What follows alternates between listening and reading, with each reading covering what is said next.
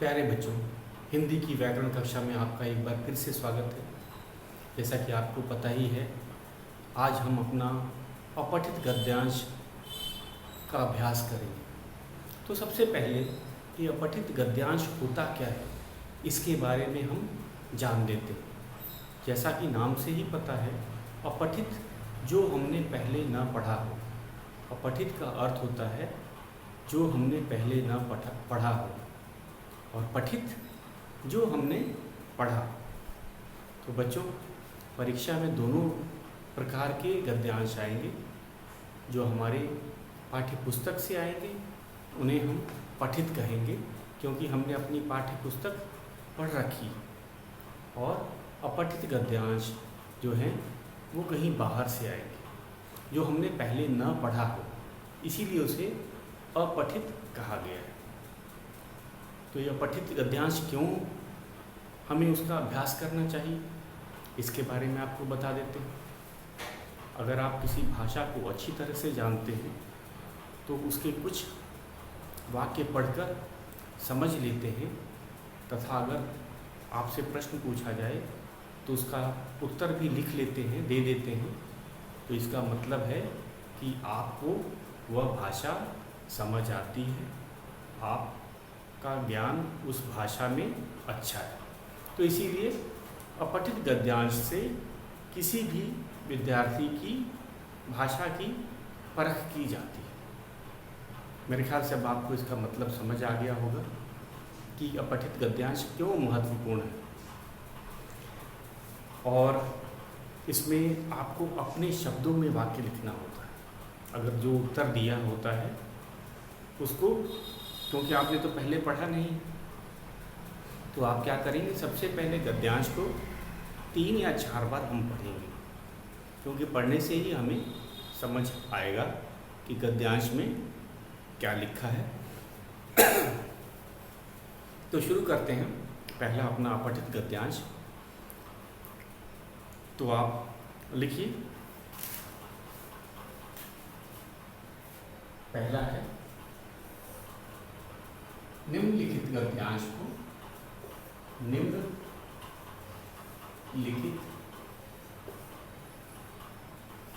निम्नलिखित मतलब नीचे लिखा हुआ, निम्नलिखित नीचे लिखा हुआ, निम्नलिखित गद्यांश को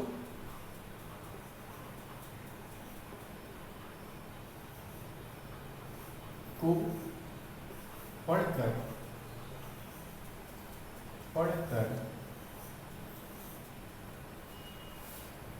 प्रश्नों के उत्तर दें, प्रश्नों के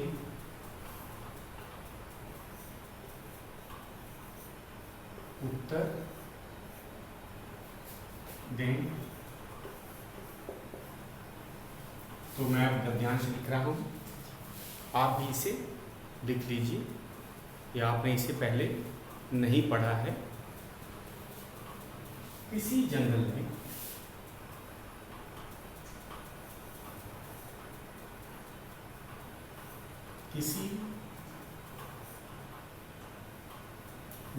में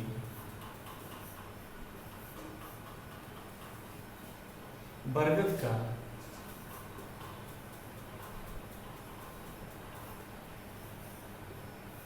एक पेड़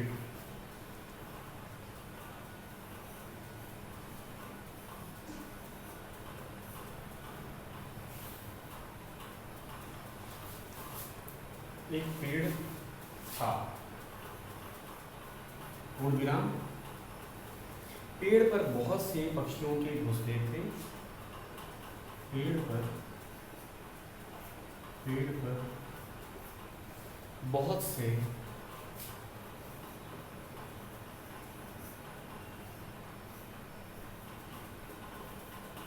पक्षियों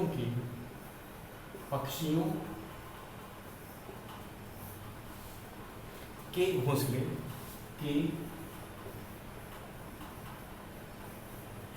घोंसले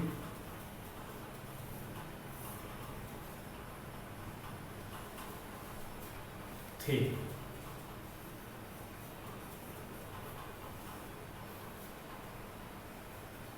उसी पेड़ पर उसी पेड़ पर एक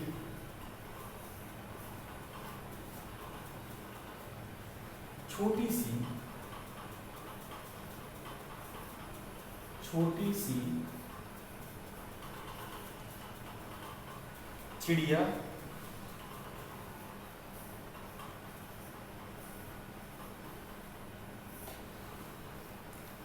ने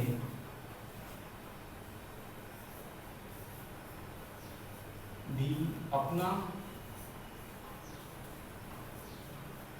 घोंसला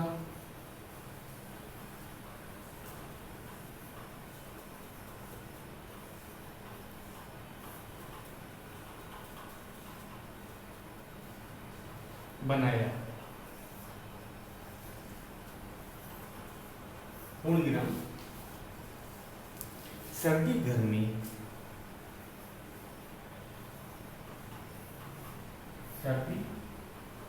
गर्मी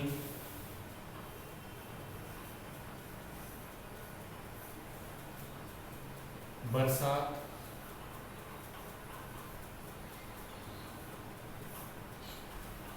सभी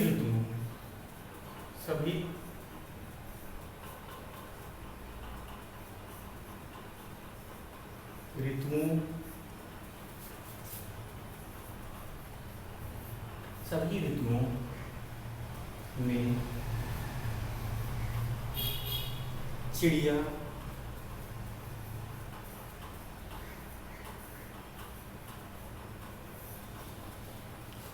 तो बच्चों एक बार अब मैं आपको अपठित गद्यांश हल करने का तरीका भी साथ साथ बताते चलूँगा, क्योंकि आप इसे पहली बार कर रहे हैं और एक नया गद्यांश है, आपने इसे पढ़ा नहीं है, इसीलिए इसे अपठित कहा गया है।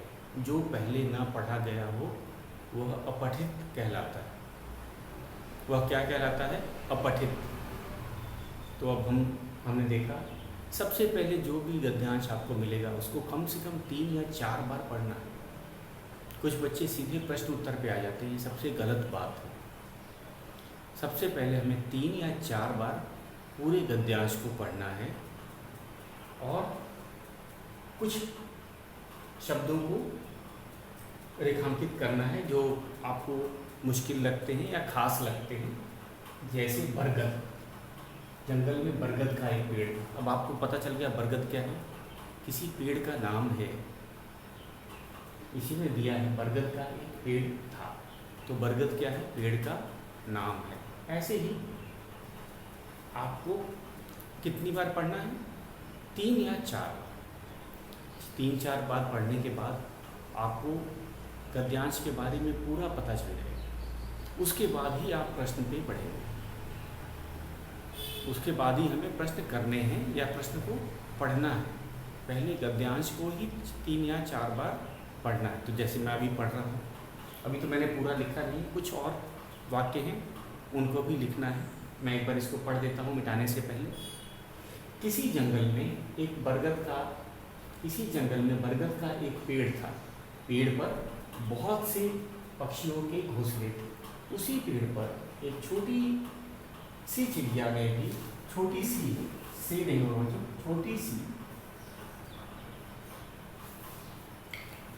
उसी पेड़ पर एक छोटी सी चिड़िया ने भी अपना घोंसला बनाया। सर्दी, गर्मी, बरसात सभी ऋतुओं में चिड़िया, मैं आगे लिखता हूँ, तो इसको कम से कम 2 बार पढ़ना है। मैं आगे लिखता हूँ।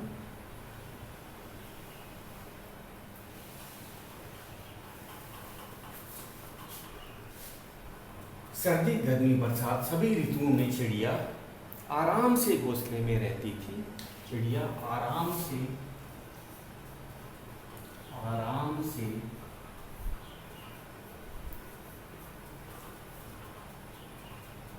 घोंसले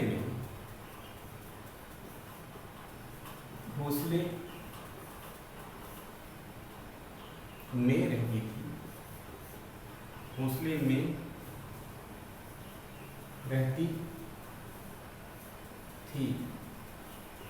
पूर्ण विराम। चिड़िया की दोस्ती, चिड़िया की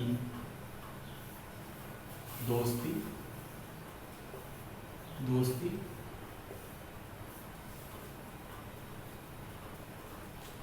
एक गिलहरी से थी, एक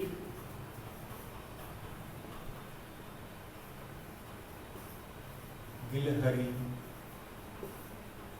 से थी, गिलहरी से थी। वह बहुत ही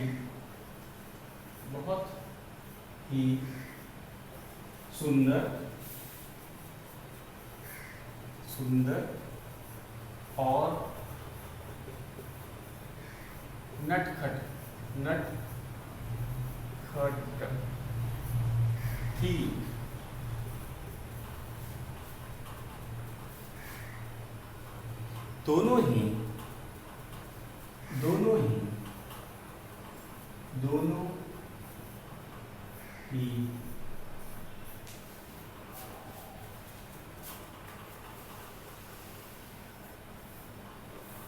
दोनों ही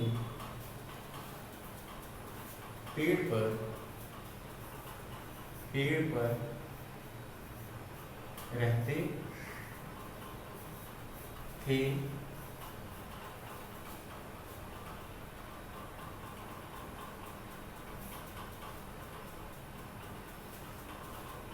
तो बच्चों ये था हमारा गद्यांश। अब हमने अपना गद्यांश पूरा लिख लिया है। मैं एक बार फिर से इसको पढ़ देता हूँ। आपको कम से कम मैं भी आज 4 बार पढ़ूँगा, क्योंकि जितनी बार 3-4 बार पढ़ना ज़रूरी है। सबसे ज़रूरी है कि हमें इसे कम से कम 3 या 4 बार पढ़ना चाहिए, तभी हमें ये समझ आएगा, अच्छी तरह से समझ आएगा। समझ तो एक बार में भी आ जाता है, लेकिन हम फिर भी इसको 3 या 4 बार पढ़ेंगे। तो मैं पढ़ना शुरू करता हूँ। किसी जंगल में बरगद का एक बड़ा पेड़ था। पेड़ पर बहुत से पक्षियों के घोंसले थे। उसी पेड़ पर एक छोटी चिड़िया ने भी अपना घोंसला बनाया। सर्दी, गर्मी, बरसात सभी ऋतुओं में चिड़िया आराम से घोंसले में रहती थी। चिड़िया की दोस्ती, यहाँ लिखनी चिड़िया की, मेरे ख्याल में की छूट गया है। चिड़िया की दोस्ती एक गिलहरी से थी। वह बहुत ही सुंदर और नटखट थी। दोनों ही पेड़ पर रहते थे। तो ये था हमारा अपठित गद्यांश। इसे इसीलिए अपठित क्यों कहा गया है, क्योंकि हमने इसे पहले नहीं पढ़ा है। इसीलिए हम इसे अपठित गद्यांश कह रहे हैं। तो मैं फिर से आपको एक बार बता देता हूँ, जब भी परीक्षा में हमें अपठित गद्यांश आएगा तो हम इसे कम से कम 3 या 4 बार पढ़ेंगे।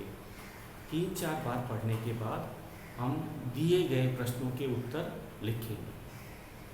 तो ये था हमारा अपठित गद्यांश। हमने एक बार पढ़ लिया है, अब मैं फिर से दूसरी बार पढ़ रहा हूँ। किसी जंगल में बरगद का एक बड़ा पेड़ था। पेड़ पर बहुत से पक्षियों के घोंसले थे। उसी पेड़ पर एक छोटी चिड़िया ने भी अपना घोंसला बनाया। सर्दी, गर्मी, बरसात सभी ऋतुओं में चिड़िया आराम से घोंसले में रहती थी। चिड़िया की दोस्ती एक गिलहरी से थी। वह बहुत ही सुंदर और नटखट थी। दोनों ही पेड़ पर रहते थे। तो बच्चों ये हो गया हमारा दूसरी बार। एक बार और हम इसे पढ़ देते हैं ताकि आपको सब कुछ समझ आ सके। किसी जंगल में बरगद का एक बड़ा पेड़ था। पेड़ पर बहुत से पक्षियों के घोंसले थे। उसी पेड़ पर एक छोटी चिड़िया ने भी अपना घोंसला बनाया था। सर्दी, गर्मी, बरसात सभी ऋतुओं में चिड़िया आराम से घोंसले में रहती थी। चिड़िया की दोस्ती एक गिलहरी से थी। वह बहुत ही सुंदर और नटखट थी। दोनों ही पेड़ पर रहते थे। तो हमने जाना कि एक जंगल में बरगद का बड़ा सा पेड़ होता है। आपने देखा होगा पेड़ बरगद का बहुत बड़ा होता है और बड़े पेड़ पे चिड़िया अपना घोंसला बनाती है। वह सुरक्षित होता है, वह जल्दी आंधी से नहीं गिरता है, मजबूत पेड़ होता है, बड़ा होता है, तो बहुत से पक्षी वहाँ रहते हैं। तो उसी पेड़ पर, किस पेड़ पे? बरगद के पेड़ पर एक छोटी चिड़िया ने घोंसला बनाया था और घोंसले में जैसे कि हम लोग अपने घर में रहते हैं उसी तरह पक्षी भी घोंसले में, चाहे वो सर्दी का मौसम हो, गर्मी का हो, बरसात का हो, वे बड़े आराम से रहते हैं। चिड़िया की दोस्ती उस पेड़ पे और भी पक्षी थे, जीव जंतु थे, तो उसकी दोस्ती गिलहरी से थी। गिलहरी आपने देखी हो। और लेकिन जो गिलहरी थी वो सुंदर भी थी और नटखट। नटखट मतलब जो चंचल होती है, शरारती होती है। दोनों ही पेड़ पर रहते हैं। गिलहरी भी पेड़ पे ही रहती है, आपने देखा होगा। वह पेड़ पे अपना घर बनाती है जैसे कि पक्षी बनाते हैं। अब हम इसके प्रश्न उत्तर करेंगे। तो प्रश्न उत्तर इसके लिखते हैं बच्चों।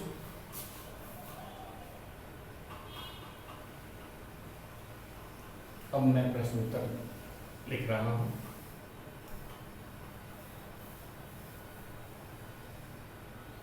तो पहला प्रश्न है,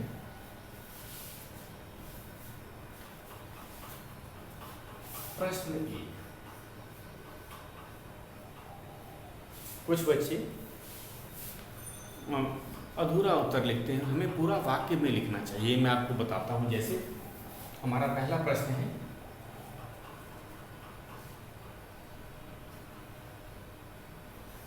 बरगद का पेड़, बरगद का पेड़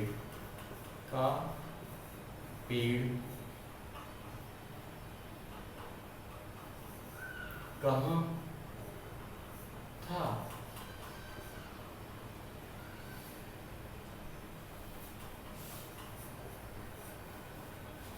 तो हमने जितना पूछा जाता है उतना ही उत्तर देना है।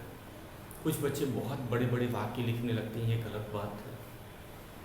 हमें जितना पूछा जाएगा, अगर कोई आपसे आपका नाम पूछेगा तो आप अपना नाम बताओगे, अपने मम्मी पापा का नाम भी नहीं बताओगे, आप अपना एड्रेस भी नहीं बताते हो।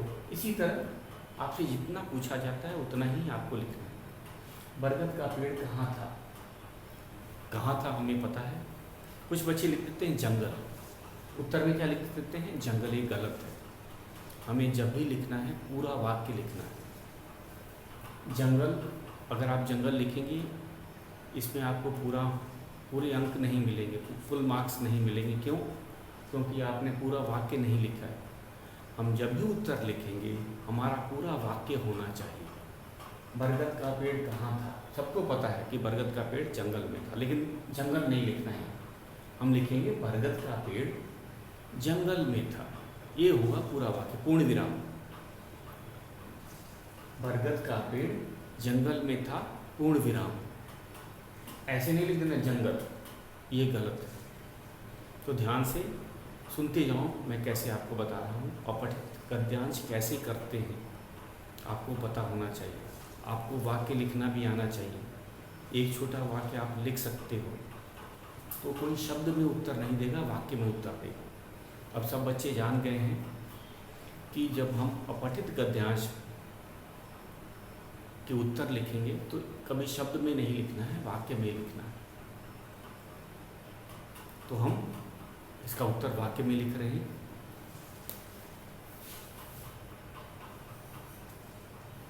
बरगद का पेड़ जंगल में था। जंगल में था, इसके बाद पूर्ण विराम भी डालें। अब जाके हमारा पहला उत्तर पूरा हुआ। हमारा पहला उत्तर अब जाके पूरा हुआ। अब हम अपने दूसरे प्रश्न को, इसको आप कोशिश करिएगा कि मेरे लिखने से पहले आप इसको मन में इसका उत्तर आप बना लीजिएगा। तो हम हैं, हमारा दूसरा है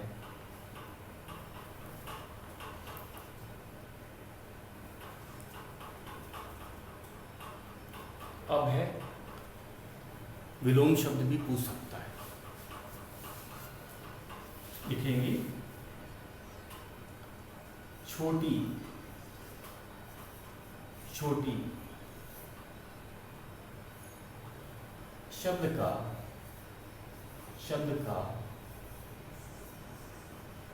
विलोम शब्द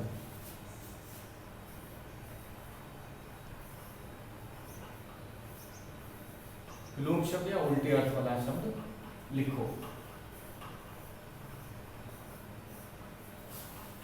तो बच्चों विलोम शब्द बोलेगा या उल्टे अर्थ वाला शब्द, दोनों का मतलब एक ही होता है। कौन सा शब्द आपको दिया गया है? छोटी। छोटी का विलोम शब्द। विलोम शब्द मैंने आपको बताया था, वो शब्द जो एक दूसरे का उल्टा अर्थ बताते हैं उन्हें हम विलोम शब्द कहते हैं, या उन्हें हम उल्टे अर्थ वाला शब्द कहते हैं। तो ऐसे भी क्वेश्चन आ सकता है कि छोटी शब्द का उल्टे अर्थ वाला शब्द लिखो, तो दोनों तरह से ही पूछा जा सकता है। छोटी शब्द का उल्टे अर्थ वाला शब्द लिखो, तो अब हम इसका उत्तर एक शब्द में दे सकते हैं। ये लिखेंगे हम छोटी, या फिर लिखिए छोटी तो बड़ी। छोटी का क्या होता है? बड़ी। बड़ी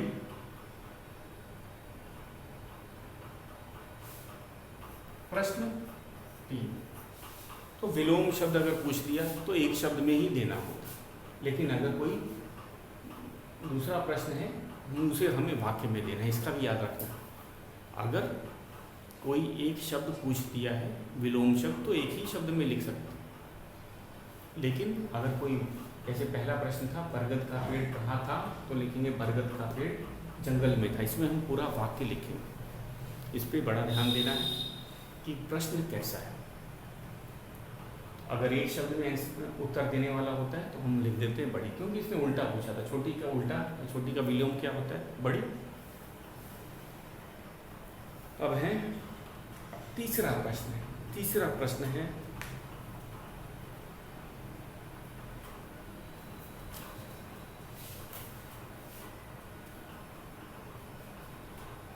दोनों पड़ोसियों के नाम लिखो। दोनों पड़ोसी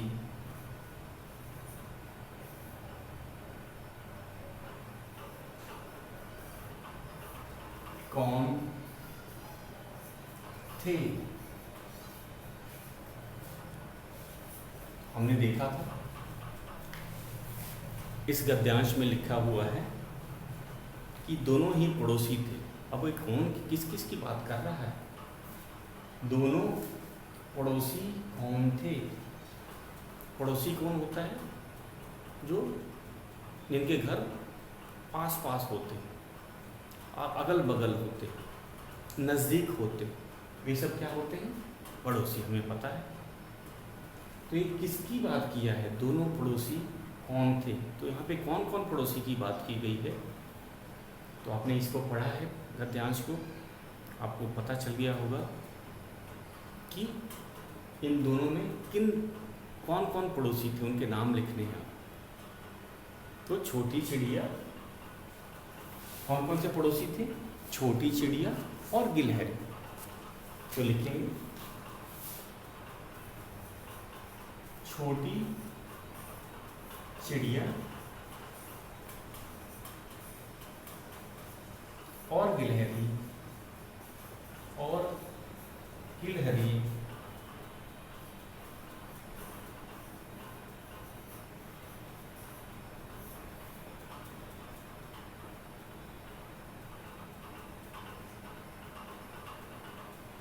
दोनों पड़ोसी थे। दोनों पड़ोसी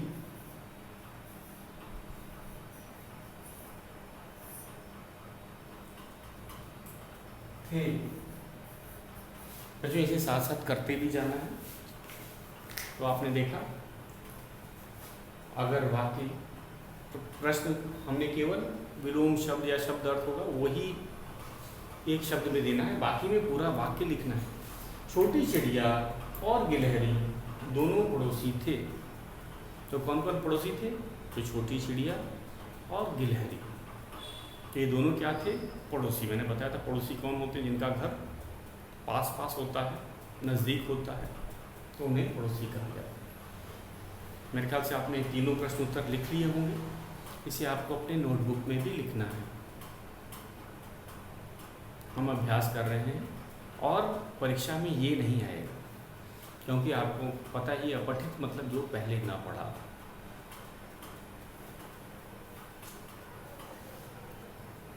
तो ये नहीं आएगा, इसका आप ध्यान दीजिएगा। अभी निम्नलिखित है ना, निम्नलिखित, ये क्या है? निम्नलिखित।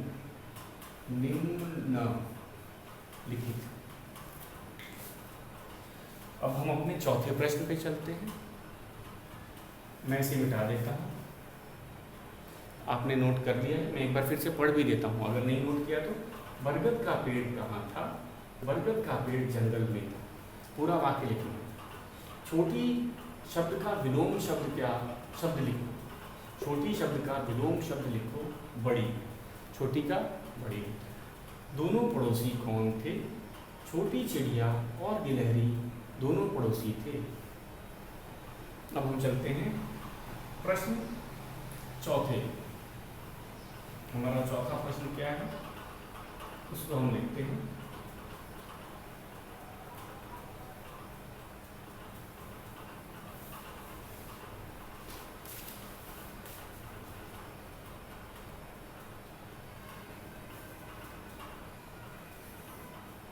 कौन सुंदर और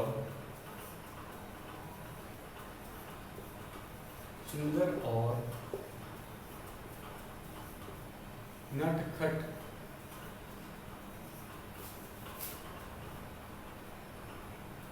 था? तो हमें इसमें बताना है कि कौन सुंदर था और कौन नटखट था। नटखट आपको पता है बच्चों? जो शरारती होता है, जिसमें बहुत जोश होता है, शरारती होता है, उसे नटखट कहते हैं। सुंदर तो आपको पता है, जो सुंदर दिखे।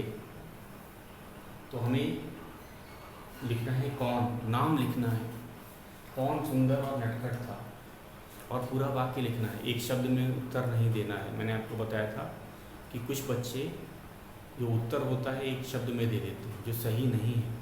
हमें पूरे वाक्य में ही उत्तर देना है। तो लिखेंगे, हमें पता है ये गिलहरी की बात कर रहे हैं। सुंदर और नटखट कौन था? गिलहरी। तो हम लिखते हैं पूरा वाक्य, लिखेंगे। ये हमारा चौथा प्रश्न है। गिलहरी सुंदर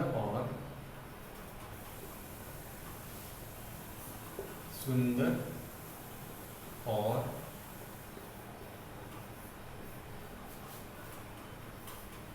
नटखट थी। पांचवा प्रश्न और अंतिम प्रश्न है हमारा। मैं इसको मिटा देता हूँ, ये आपने कर ही लिया है।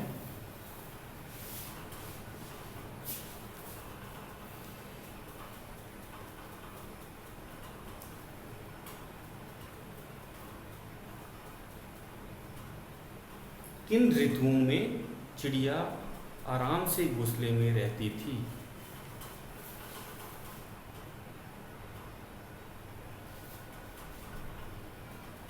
या फिर हम एक और क्वेश्चन बना देते हैं।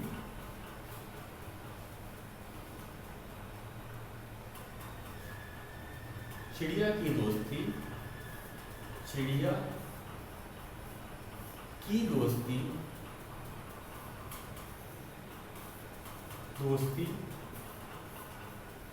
किससे थी?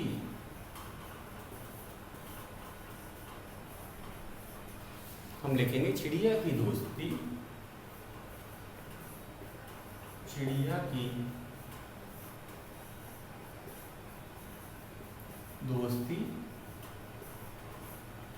गिलहरी से थी।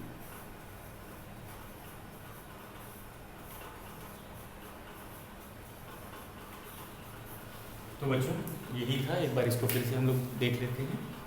कौन सुंदर और नटखट था? गिलहरी सुंदर और नटखट थी। चिड़िया की दोस्ती किससे थी? चिड़िया की दोस्ती गिलहरी से थी। तो पूरा वाक्य लिखना। तो इसी तरह अभ्यास करें। कल भी हम एक नए अपठित गद्यांश के साथ अभ्यास करेंगे। बच्चों आज के लिए इतना ही।